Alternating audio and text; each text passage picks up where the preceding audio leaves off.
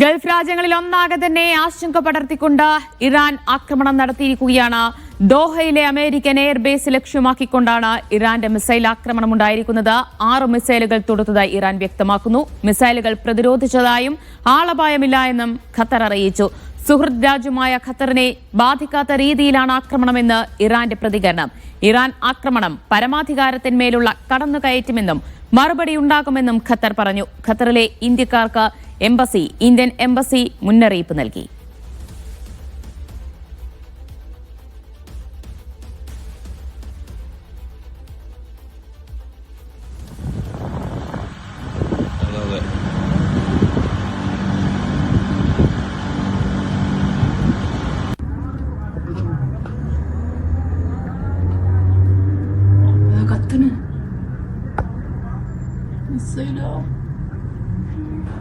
എടാ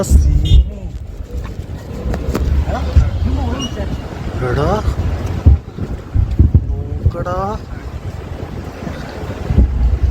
അത് നോക്കടാ സീനി. ഖത്തറിലെ വിവിധയിടങ്ങളിൽ നിന്നായി പ്രവാസി മലയാളികൾ ഉൾപ്പെടെ ചിത്രീകരിച്ച ദൃശ്യങ്ങളാണ് ഇത്. അതിൽ കൃത്യമായി തന്നെ മിസൈൽ ആക്രമണം നമുക്ക് വ്യക്തമായി തന്നെ കാണാൻ കഴിയുന്നുണ്ട്. ആകാശത്ത് വിവിധയിടങ്ങളിലായി മിന്നിത്തെളിയുന്ന മിസൈലുകൾ തന്നെയാണ് നമുക്ക് ആ ദൃശ്യങ്ങളിൽ നിന്ന് കാണാൻ കഴിയുന്നത്. മിസൈൽ ആക്രമണം US സൈനിക താവളത്തിന് നേരെ തന്നെയായിരുന്നു. വിവരങ്ങളുമായി ഫൈസൽ ഹംസയും അഫ്താബ് റഹ്മാനുമാണ് ചേരുന്നത്. ഫൈസൽ, എത്ര മണിയോടുകൂടിയായിരുന്നു ഇറാന്റെ ഒരു ആക്രമണം US സൈനിക താവളത്തിന് നേരെ ഉണ്ടായത്? അതിനുശേഷം ഇപ്പോൾ ഇറാനിൽ നിന്ന് വരുന്ന പ്രതികരണം എങ്ങനെയാണ്? പ്രാദേശിക സമയം ഏതാണ്ട് 7:30 മണിയോടുകൂടിയാണ് അമേരിക്കയുടെ ഖത്തറിലെ വ്യോമതാവളമായ അൽ ഉദൈദിന് നേരെ ഇറാന്റെ മിസൈൽ ആക്രമണം ഉണ്ടാകുന്നത്. 6 മിസൈലുകൾ തൊടുത്തുവിട്ടു എന്നാണ് ഇറാൻ അറിയിക്കുന്നത്. ഇതിൽ 3 എണ്ണം വ്യോമതാവളത്തിൽ പതിച്ചു എന്നും ഇറാൻ അവകാശപ്പെടുന്നുണ്ട്. പക്ഷേ ഖത്തർ ഇക്കാര്യത്തിൽ പ്രതികരിച്ചിട്ടുള്ളത് എല്ലാ മിസൈലുകളെയും പ്രതിരോധിച്ചു എന്നുള്ളതാണ്. നേരത്തെ തന്നെ ഏതാണ്ട് ഈ ഒരു ആക്രമണത്തിന് 45 മിനിറ്റ് മുമ്പ് 6:45 കൂടി തന്നെ ഖത്തറിന്റെ വ്യോമപാത മുഴുവനായും അടച്ചിടുന്നതായി, താൽക്കാലികമായി അടച്ചിടുന്നതായി ഖത്തർ അറിയിച്ചിരുന്നു.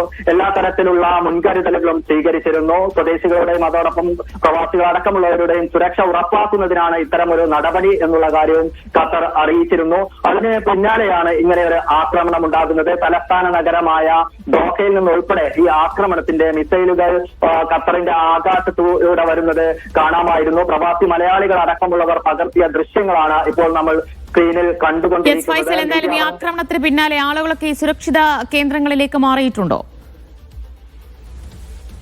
ആ തരത്തിലുള്ള ഒരു തുടർ ആക്രമണത്തിന്റെ ഭീതി ഏതായാലും ഇപ്പോൾ തൽക്കാലം ഇല്ല. മാത്രമല്ല, ഇറാൻ ഒരിക്കലും ജനവാസ കേന്ദ്രങ്ങളെയോ അല്ലെങ്കിൽ ഖത്തറിന്റെ മറ്റു തന്ത്രപ്രധാനമായ മേഖലകളെയോ ലക്ഷ്യമിട്ടിട്ടില്ല. അമേരിക്കയുടെ എയർബേസിനെ മാത്രമാണ് ലക്ഷ്യമിട്ടിട്ടുള്ളത്. അത് ഇറാൻ വളരെ കൃത്യമായി വ്യക്തമാക്കുകയും ചെയ്തിട്ടുണ്ട്. ഖത്തർ സുഹൃത്ത് രാജ്യമാണ്. ഖത്തറിന് അമേരിക്കയ്ക്ക് തിരിച്ചടി നൽകിയിരിക്കുന്നു. എന്നാൽ സുഹൃത്ത് രാജ്യമായ ഖത്തറിന് അപായമുണ്ടാക്കുന്ന, ഖത്തറിനെ വിഷമിപ്പിക്കുന്ന തരത്തിലുള്ള ഒന്നും ചെയ്തിട്ടില്ല എന്നാണ് ഇറാൻ ഇപ്പോൾ അറിയിച്ചിരിക്കുന്നത്. അതേസമയം ഖത്തറിന്റെ വ്യോമ അതിർത്തി ലംഘിച്ചുകൊണ്ടുള്ള ഒരാക്രമണം, അത് അമേരിക്കൻ വ്യോമതാവളമാണെങ്കിൽ പോലും അത് ഖത്തറിന്റെ പരമാധികാരത്തിന് മേലുള്ള ഒരു കടന്നുകയറ്റമാണ് എന്ന് തന്നെയാണ് ഖത്തർ ഇപ്പോൾ പ്രതികരിച്ചിരിക്കുന്നത്.